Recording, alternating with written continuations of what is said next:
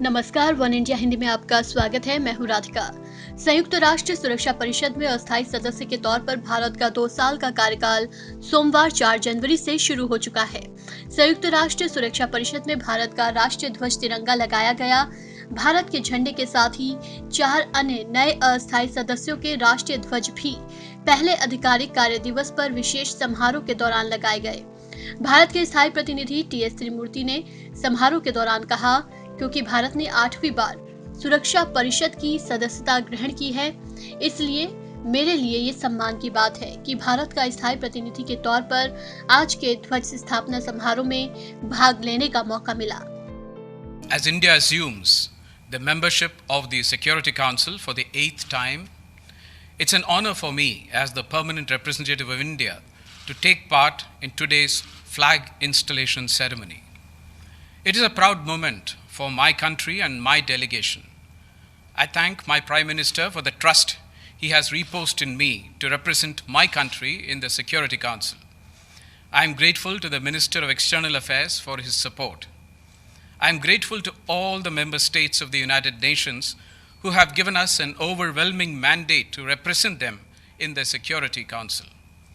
My deep appreciation to the delegation of Kazakhstan for instituting this practice of the flag ceremony, and our best wishes to Tunisia for helming the reins of the Security Council for January. Our appreciation to the outgoing members, Belgium, Dominican Republic, Germany, Indonesia, and South Africa. We are inspired by their contribution to the Council's work over the last 2 years. We welcome the delegation of Ireland, Kenya, Mexico, and Norway as we begin our 2-year journey together. सुरक्षा परिषद में भारत समेत 5 अस्थायी सदस्य देशों के ध्वज स्थापना के लिए आयोजित विशेष समारोह को संबोधित करते हुए टीएस त्रिमूर्ति ने कहा, भारत विकासशील देशों के लिए एक आवाज बनेगा, साथ ही आतंकवाद जैसे मानवता के दुश्मनों के खिलाफ अपनी आवाज उठाने से कतराएगा नहीं। उन्होंने कहा कि भारत संयुक्त राष्ट्र सुरक्षा परिषद में अपने कार्यकाल का उपयोग वैश्विक शांति और सुरक्षा के मामलों के लिए मानव केंद्रित और समावेशी समाधान लाने के लिए करेगा। We will use our tenure to bring human-centric and inclusive solutions to matters of international peace and security. India will be a voice for the developing world.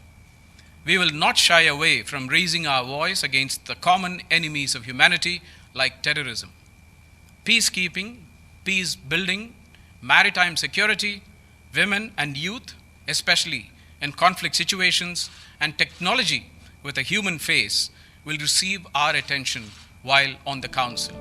बता दें कि भारत अगस्त 2021 में संयुक्त राष्ट्र सुरक्षा परिषद का अध्यक्ष होगा और फिर 2022 में 1 महीने के लिए परिषद की अध्यक्षता करेगा। परिषद का अध्यक्ष हर सदस्य 1 महीने के लिए बनता है, जो देशों के अंग्रेजी वर्णमाला के नाम के मुताबिक तय किया जाता है। इस खबर में फिलहाल इतना ही। तमाम अपडेट्स के लिए बने रहिए वन इंडिया के साथ।